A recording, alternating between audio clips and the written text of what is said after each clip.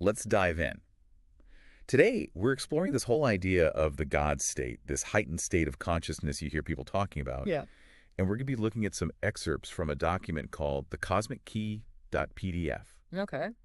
We'll try to break down exactly what this God state is, maybe how you might be able to experience it yourself. Yeah. What are some of the potential benefits? Are there any downsides? And, well, how this whole thing is presented in this source material. Sounds good. It's interesting because this document really frames the God state as something achievable, not just some mystical experience, reserved for like a select few. So it's not about becoming some kind of spiritual superhero then? No, not at all. In fact, the source specifically says the God state isn't about being perfect or anything like that. It's more about aligning with your deepest truths and really reaching your full potential. Okay, yeah, I can see that. I mean, that does sound pretty appealing, honestly. Yeah. But what's that actually look like, like in practice? What would it feel like to be in this so-called God state?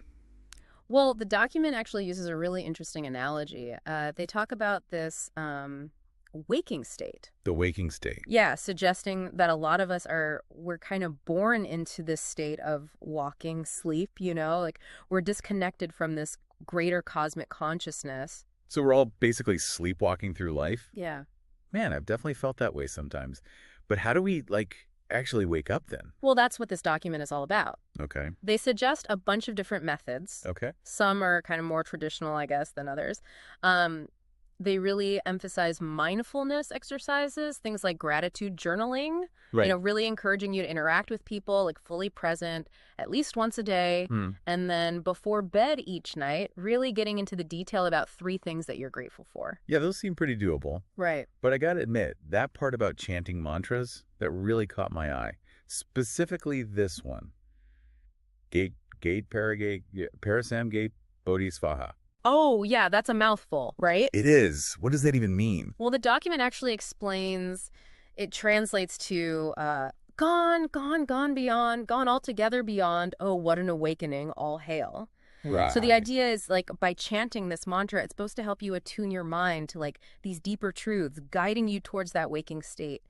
They even suggest visualizing yourself, moving through the different phrases of the mantra. Oh, wow. Each step kind of taking you further away from the illusions of ordinary life. Visualizing yourself moving through a mantra. Yeah. That's a pretty wild concept. Right. But I can see how it could be powerful for some people, But this document also talks about this whole reward system, earning points and leveling up, even social media challenges. Yeah. It seems a little out of place for something so, spiritual, It might seem unusual, but it really speaks to how this document is focused on making this process accessible to a lot of people. It's almost like they're gamifying the spiritual path, I can see that. You earn points for completing certain activities, attending a workshop or performing an act of kindness. Okay. And as you accumulate points, well, you level up. So they're kind of tapping into our natural desire to achieve things. Exactly. But instead of chasing material rewards, you're striving for this higher level of consciousness. Exactly. And there's also an emphasis on recognizing participants, highlighting their achievements on social media, and maybe even offering tangible rewards, things like journals or meditation tools. Oh, yeah. The document even suggests hosting these social media challenges to encourage people to participate and create a sense of community. Right. I guess if you're trying to encourage a major shift in consciousness, yeah, a little gamification and community support can't hurt. But okay, let's say you're doing all these things, you're chanting the mantras, racking up the points. How do you know if it's actually working? What are some signs that you might actually be tapping into this God state? Well, the document, it actually gives you a bunch of questions and statements suggesting, what you might experience in the God state. Okay. Some of them are pretty relatable, feeling a sense of peace or having more vivid dreams. But then some of them get pretty out there. Like what? For example, one question asks, do you feel like you're being watched or guided by a higher power? Okay. And then another one asks, do you feel like your thoughts are influencing reality? Ooh, okay, now we're talking. That thoughts influencing reality thing, that definitely piques my curiosity. What else is on this list of potential God state experiences? Well, there are some really intriguing ones, like seeing complex geometric patterns or even experiencing memories from other lifetimes. Yeah. Or even feeling detached from your body, like you're watching your life from a distance. Wow, some of these experiences sound pretty intense. Is there any like guidance on how to handle that intensity? What if someone gets, I don't know, overwhelmed? Well, yeah, that's a good question. The document, they dedicate a whole section to coming down from the God state, Okay. suggesting all these grounding techniques like focusing on your physical sensations, using affirmations, or connecting with nature and loved ones. Okay. They even mention things like cold water splashes. Oh. Or weighted blankets to bring you back to a more grounded state. So it's like a toolkit for navigating these heightened states of awareness. Yeah, exactly. That makes sense, especially if some of these experiences can be, a little disorienting. Right. But, I mean, are there any other potential downsides to, tapping into the God state? I mean, we've talked about the challenges, but are there any other downsides? Well, the document does acknowledge the God state, particularly for beginners, might trigger some fear or disorientation. And they specifically talk about, how to handle those feelings, recognizing that sometimes our minds create illusions and emphasizing compassion and a neutral observer position. That makes sense. I mean, it's like venturing into this uncharted territory, right, within your own consciousness. Yeah. So a little fear is understandable. But what about the benefits? We've talked about the downsides, the challenges. Yeah. But what does the document say about, like, the good stuff? What's in it for the average person? Well, the source actually lists a whole bunch of potential benefits, from the practical, greater clarity of focus and productivity, to the profound, like, enhanced emotional regulation, increased empathy and compassion, reduced stress and anxiety. Right. It even mentions heightened creativity, problem-solving skills, a deeper sense of purpose and fulfillment, and ultimately liberation from fear. Okay, those are some pretty impressive claims. Yeah. It sounds like we're talking about like major upgrades in pretty much every area of life. Right. But before we get to, I don't know, lost in all the potential benefits. Right. Yeah. I'm curious about a few details in the document that really caught my eye. Oh. Like what? Well, for one, this whole concept of a selfie of God really grabbed my attention. Right. A selfie of God, that's not something you hear every day. No, it's not. What does that even mean? Well, the document describes it as this mosaic of like countless faces all woven together into this single image. Right. Every human, animal, plant, even like inanimate objects, It represents this interconnectedness of everything, highlighting how each perspective kind of contributes to the larger whole. Yeah, that's a powerful image. And speaking of powerful images, there's also that section on dream commands. Oh, yeah. Is that what it sounds like telling your dreams what to do? It seems so. Okay. The document suggests like using specific phrases before you fall asleep to actually shape your dream experiences. Like saying things like, show me the path to enlightenment, or reveal my hidden talents. It's a fascinating idea. It really is. And then there's that part about techniques for protecting yourself from negative energy, like cleansing rituals, visualizations, symbolic objects. Right. It's almost like creating an energetic shield around yourself. It is. And it's a concept that resonates with a lot of people, especially these days. It's all about creating boundaries and protecting your personal space from negativity, whether it's from specific people or just the general energy of the world. We've covered a lot of ground here. Yeah. The definition of the God state, how to potentially achieve it, the experiences it might bring up, the potential downsides, even some of the unique details that make this document so fascinating. But it seems like we've only just scratched the surface. You're right. There's a whole other level to this concept, especially when we start exploring this idea of duality and paradox within the God state. Okay, well, stay tuned then, because we're going to dive into all of that in the next part of our deep dive. One of the most intriguing aspects of this whole God state thing, it really is this concept of duality. Duality. So we're talking like good versus evil, light versus darkness. Well, it's a little more nuanced than that. Okay. The document emphasizes these paradoxical experiences that can come up within the God state, like holding seemingly contradictory ideas at the same time. Okay, my brain's already starting to hurt a little bit. Give me an example. Okay, so for instance, the document states, everything is everything else. It's all one. There is no other suggesting, a complete dissolution of separation, a merging of all boundaries. Right. Yet at the same time, it stresses the importance of, staying grounded, fulfilling your responsibilities in the world, engaging with the world around you. So you're simultaneously one with everything MADD, a unique individual, like navigating daily life. Huh? How do you even wrap your head around that? Yeah, that's the paradox, right? The document suggests that these seemingly opposite states can coexist and even enhance each other.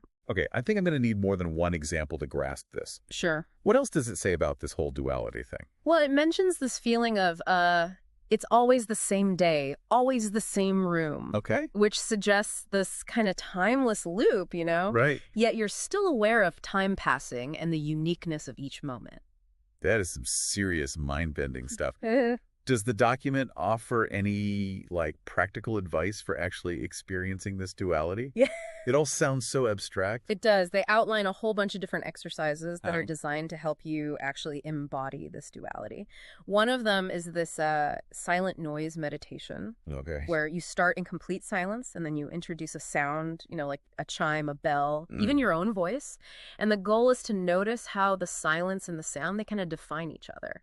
Oh, so you become aware of the silence because of the sound? Exactly. Yeah, sure, sir. Yeah, it's like they create each other. Yeah. It's all about how contrasts can actually enhance awareness. And then there's this light-darkness visualization where you close your eyes and you visualize being surrounded by darkness and then slowly introduce light. And the idea is to see how both are necessary for perception. It's like you can't have one without the other, right? Right. Light and dark, silence and sound, they define each other. Exactly. What other exercises are there, in this duality toolkit? Well, there's the mirror exercise where you gaze into a mirror. Okay. You're focusing on your reflection, but also trying to see beyond it. Great. It encourages you to recognize your physical form as just one aspect of your being. I can see how that would be powerful. Yeah. Like acknowledging both your physical presence and something, more expansive within you. What else is there?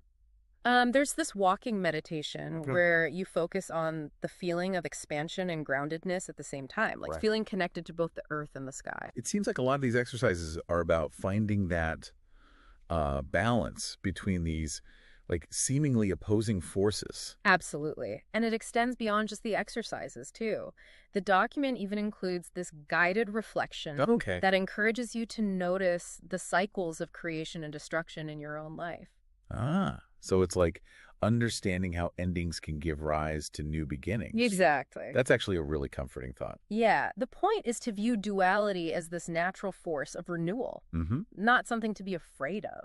Okay, all this talk of duality and these paradoxical experiences, it's fascinating. Yeah. But honestly, a little overwhelming. Can we, bring things down to earth for a moment? Of course. I'm sure some of our listeners, like me, might be wondering, how do you actually integrate these God state experiences into everyday life? You can't just walk around in a constant state of cosmic bliss. Right. I mean, there's still bills to pay and laundry to fold. That's a really important point. Right. The God state isn't about escaping reality. It's about connecting to that expansive awareness within you and bringing that energy into everything you do. Okay, that makes sense. So it's not about transcending the mundane, but transforming it? Exactly. But how do you actually make that happen? Does the document give any practical tips? It does. Remember those grounding techniques we talked about earlier? Yeah. They actually play a crucial role here. Oh, okay. It's having this anchor that keeps you tethered to the present moment, right? Yeah. Even as you're exploring those expansive states of consciousness. So grounding techniques help you bring that cosmic awareness into the everyday. Exactly. That's interesting. Remind me, what kind of things are we talking about again? Really simple things like focusing on your breath, feeling your feet on the ground, noticing the sensations in your body, anything that brings your awareness back to your physical presence, here and now. Okay, so it's about balancing that expansive awareness with a solid sense of grounding. Got it. Any other techniques they suggest? They also recommend using affirmations. Oh, well, repeating phrases that kind of reinforce your connection to the present moment and your sense of safety. Something like, I am here, I am safe, I am grounded. Yeah, affirmations, those are powerful. I use those all the time. Anything else? They even suggest things like splashing cold water on your face. Oh, wow. To kind of bring you back to your senses. Right. Or wrapping yourself in a weighted blanket to feel more grounded. Okay, so we got our toolkit of grounding techniques. Right. But what about those moments when things get really intense, even scary? You know, like those moments when you feel like you're losing your grip on reality? Yeah. What does the document say about dealing with those situations? Well, this is where the document gets really interesting. They acknowledge that these intense, sometimes even terrifying experiences can actually be part of the journey, especially as you delve deeper into the God state. Right. It's like you're exploring uncharted territory within your own consciousness. So it's not all sunshine and rainbows. Right. There can be some dark corners to explore as well. It seems so. But they provide specific techniques for handling those moments of overwhelm and fear. I'm all ears. I think that's something a lot of people, especially those exploring these altered states of consciousness, can relate to. Definitely. One key technique is recognizing that these intense feelings and visions, they're really just projections of your own mind. Okay. They can't harm you. So it's like remembering you're watching a movie, right, not living in it. Exactly. And they emphasize approaching those scary or overwhelming feelings with compassion and understanding. Okay. Instead of pushing them away. Okay, that sounds challenging, especially in the midst of a truly terrifying experience. How do you, approach fear with compassion? Well, they suggest sending love and light to those visions and fears. Okay. Actually transforming their energy. Oh, wow. So it's like turning fear into light. Right. But is it really that simple? Well, it's not about, simple solutions, Yeah. but about shifting your perspective and approach. The document also highlights the importance of maintaining this neutral witness position. Okay. Like detaching yourself from the emotional roller coaster Mhm. and just observing what's unfolding. So you create some distance between yourself and the fear, becoming an observer instead of getting swept up in it. Exactly. And they offer practical techniques to help you achieve that, like focusing on your breath, repeating grounding affirmations, or visualizing this protective void that surrounds you, Okay. absorbing all the negativity. So it's like having this this mental toolkit to help you navigate those challenging experiences. Mm-hmm. This whole idea of fear and these intense experiences kind of makes me think about death. Yeah. Does the document ever address that? They do, actually. And they connect this idea of the God state with some pretty profound questions about the nature of reality and consciousness. I'm definitely intrigued. What does this say about death and the God state? Well, it suggests that death, much like the Bardo, is kind of like a doorway to a deeper understanding of the God state. Okay. It's about recognizing that consciousness isn't bound by the physical body. There's a continuity of awareness that extends beyond our earthly experience. So death isn't the end, Right. but a transition into another state of being. Exactly. They even suggest that you might access memories or insights from past lives, Okay. hinting that our souls carry this vast history of experiences. That's a fascinating concept. Yeah. But it raises another question for me. Okay. If we're all connected to this God state, this expansive awareness, Right. how does that reconcile with the idea of, individual souls Yeah. and unique experiences? That's a great question, and the document addresses it with, you guessed it, a paradox. Of course. Paradoxes seem to be the key to understanding this whole God state thing. It seems that way, doesn't it? So what's the paradox when it comes to individual souls and the God state? Well, on one hand, the source emphasizes the unity of all things, the lack of separation, the idea that we're all part of this one divine consciousness. But it also acknowledges the importance of individual growth and each soul's unique journey. So it's about holding both the unity and the individuality at the same time. Exactly. Another duality. Exactly. It's like we're all drops in the ocean, but each drop is unique and essential to the whole. Okay, my brain is doing some serious mental gymnastics trying to wrap my head around all of this. I hear ya. But if we're all connected to this God state, does that mean we're all capable of achieving it? That seems to be the suggestion. Okay. The document presents the God state as this potential that's within everyone, not something that's reserved for a select few. So it's not about becoming a saint or a guru, Right. but about tapping into something that's already there. Exactly, and they provide a whole range of techniques and practices to help us do just that. Okay, this is all incredibly interesting, but I have to admit, I'm still a little skeptical. Can all this God state stuff really make a tangible difference in our lives? I mean, can it actually help us with our relationships, work, and everyday experiences? That's a great question. And the document actually gets really practical here, Okay. offering examples of how you can apply the God state in various situations, like from resolving conflict to finding creative solutions to dealing with challenging emotions. So it's not just about meditating on a mountaintop. Right. It's about bringing that awareness into like the messiness of everyday life. Exactly. And they provide specific examples of how the God state can shift your perspective and change your reactions in like real life situations. Okay, now we're talking. Give me some examples. But first, I think it's important to acknowledge that for a lot of people, this whole God state concept might seem a bit, I don't know, out there. A little too woo-woo. I understand. It can be a challenge to reconcile these spiritual concepts with our logical minds. Right, exactly. So for those skeptics out there, Yeah. what would you say? How can we bridge the gap between like the spiritual and the practical? Well, I think it's important to emphasize that the God state isn't about rejecting logic or reason, Right. It's about expanding our awareness beyond the limitations of our usual thinking. Okay. It's about accessing a deeper level of knowing that can inform and enhance our practical lives. So it's not about throwing out logic, but about integrating it with a more like expansive way of seeing the world. Exactly.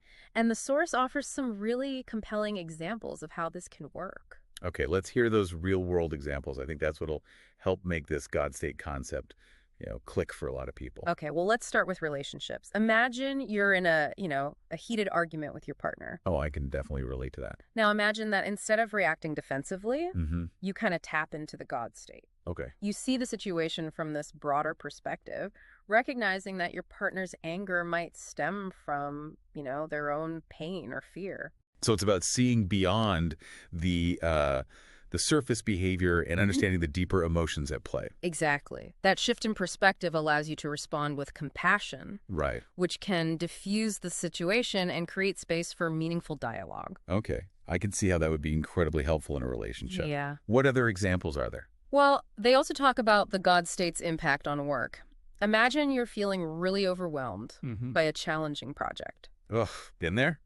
Now, imagine you step back, Okay. you tap into the God state, and you view the project from a fresh perspective. Okay. You might realize that the solution lies in, collaboration, in reaching out for support. So instead of feeling isolated and overwhelmed, Yeah. you shift to a mindset of connection and collaboration. Exactly. This can unlock creative solutions Right. and foster a more harmonious work environment.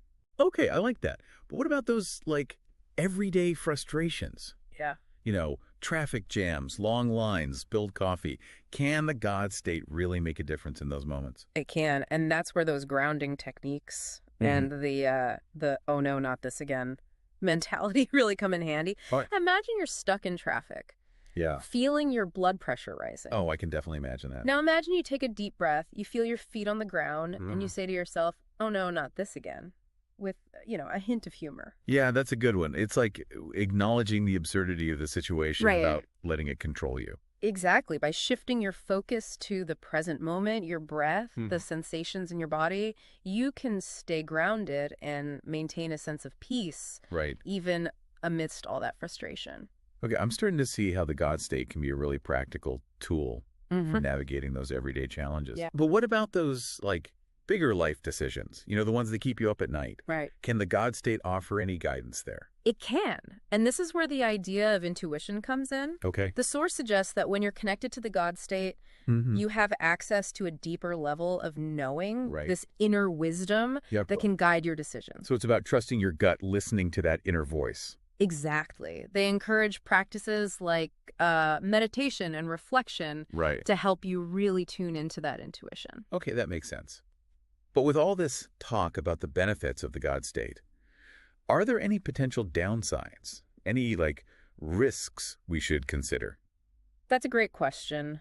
And the source does acknowledge that the God state can be a powerful experience. And like Yeah. any powerful experience, it's Yeah. important to approach it with respect and awareness. So it's not something to be taken lightly. Not necessarily. They emphasize the importance of, grounding techniques, staying connected to your physical body, Right. and fulfilling your everyday responsibilities. Okay. It's about avoiding getting lost in those expansive states of consciousness. So again, it's about finding that balance between the spiritual and the practical. Exactly. They also stress the importance of having a supportive community. Okay.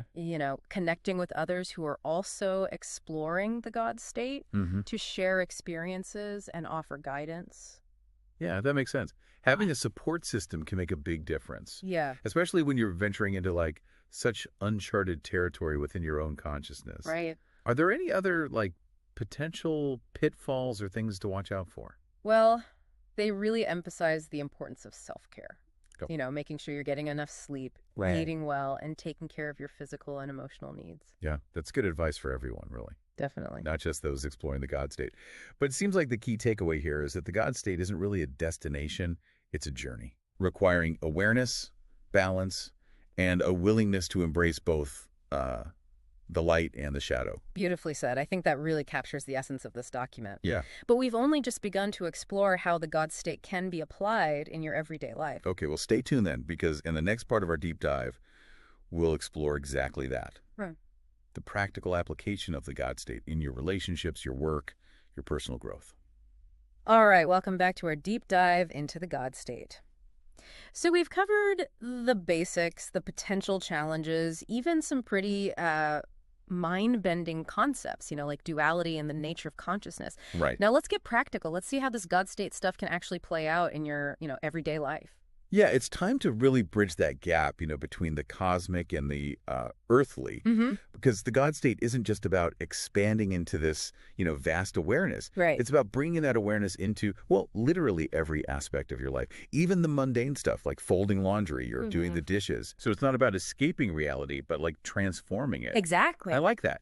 But how do you even begin to do that? How do you bring that cosmic perspective into, say, like washing the dishes? Well, the document actually suggests a practice called the Cosmic Earthly Meditation.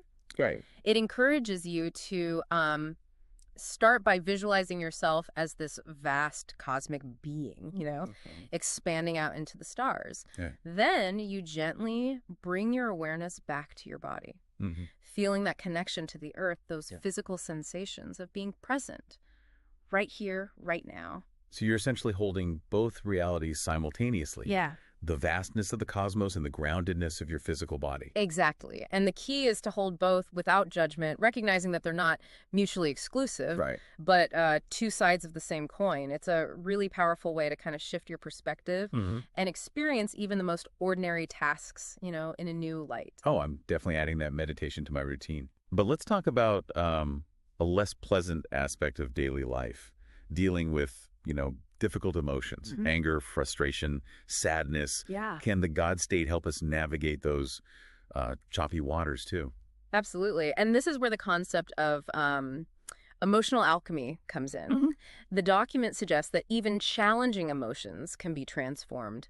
They're not something to fear or suppress, but a source of energy that you can learn to harness and redirect. Emotional alchemy. I love that. But what does that look like in practice? Let's say you're feeling angry. How do you apply this emotional alchemy? Well, instead of viewing anger as this purely destructive force, God's state encourages you to see it as a signal. A signal. Yeah, like maybe a boundary's been crossed, a need for clearer communication. Okay. Maybe even a burst of energy that can be channeled into, creative action. So it's about taking a step back, observing the anger without judgment. Right. And then choosing a more constructive response. Exactly. But isn't there, I don't know, a danger in trying to change or transform our emotions? Shouldn't we just accept them, Well, you bring up a good point. The God state isn't about denying or suppressing emotions. Okay. It's about recognizing that you are not your emotions. Right. You are the awareness that experiences those emotions. From that place of awareness, you have the power to choose how you respond. Okay, that makes sense. Yeah. It's not about forcing yourself to feel happy all the time. Right. But about creating that space of awareness around your emotions. Exactly. And they really emphasize this importance of self-compassion, being kind to yourself, Right. Acknowledging that it's okay to have difficult emotions and allowing yourself to feel them, fully without judgment. Man, we could all use a little more self-compassion. But so far, we've been talking about the internal effects of the God state. Does the document say anything about how it might, I don't know, manifest externally, you know, in our actions and interactions with the world. It does. They suggest that as you cultivate the God state internally, it kind of naturally radiates outward, influencing your words, your actions, even your presence. So it's like your inner light starts shining through and like affecting the world around you. Exactly. The document describes how people living from the God state tend to be more authentic, you know. They align their actions with their values. They're more likely to speak their truth, act with kindness, and make choices that benefit themselves and others. So there's a ripple effect. Yeah. The God state within creates positive change in the world around you. Exactly. That's a pretty inspiring idea. Yeah. But let's be realistic. We're all human. We're going to fall out of this God state sometimes, right? Right. What happens then? That's a great point. And the document acknowledges that, you know, falling out of the God state is inevitable. Yeah. It's not about staying in a constant state of bliss, but about recognizing when you've kind of drifted and then gently guiding yourself back. It's like a dance, a constant flow between expansion and contraction. Exactly. Are there any like specific practices that can help you return to that God state when you've, you know, strayed? Well, they suggest those grounding techniques we discussed earlier, repeating affirmations, or even just taking a few deep breaths and reminding yourself of that connection to something larger than yourself. Okay, those are helpful reminders. I got to ask, though, with all this focus on unity, interconnectedness, transforming negative emotions, does the source ever acknowledge, like, the darker side of human nature? You know, the greed, the violence, the suffering that exists in the world. It does. They address this head on, acknowledging that even in the God state, you don't become immune to, you know, the challenges and complexities of the human experience. So it's not about creating some utopia where everything is perfect and everyone is enlightened. Right, exactly. It's about approaching those darker aspects with awareness, with compassion, and a commitment to creating positive change. Right. The document emphasizes using, you know, the insights and the energy that you gain from the God state to address those challenges, not escape them. That's a powerful message. Using that expanded awareness to make a difference, even in the face of darkness. Absolutely. Does the document suggest any, like, specific techniques for dealing with those darker aspects of human nature? Well, they suggest techniques for protecting yourself from negative energy, like setting boundaries, practicing energetic cleansing, surrounding yourself with, you know, supportive people. So it's about being proactive and utilizing the tools and the insights of the God state to navigate those challenges, both internal and external. You got it. We've covered a lot of ground in this deep dive. We have. And I have to admit, my mind is buzzing with new ideas and insights. As we wrap things up, what's the one key takeaway you hope our listeners will walk away with? Well, for me, it's this reminder that the God state isn't some, you know, distant, unattainable goal. It's a potential that exists within all of us, just waiting to be unlocked. And the journey of awakening to that potential, it's a continuous process of, you know, exploration, integration, and transformation. Beautifully said. It's not about perfection, but about embracing the fullness of who you are. The light and the shadow, the cosmic and the earthly. Exactly. And by cultivating that awareness, that connection to your higher self, you can transform your life and the world around you. Absolutely. Well, thank you for joining us on this deep dive into the God state. We hope you found it insightful, thought-provoking, and maybe even a little bit challenging. Remember, the journey is yours to create. Keep exploring, keep questioning, and keep waking up to those infinite possibilities within you.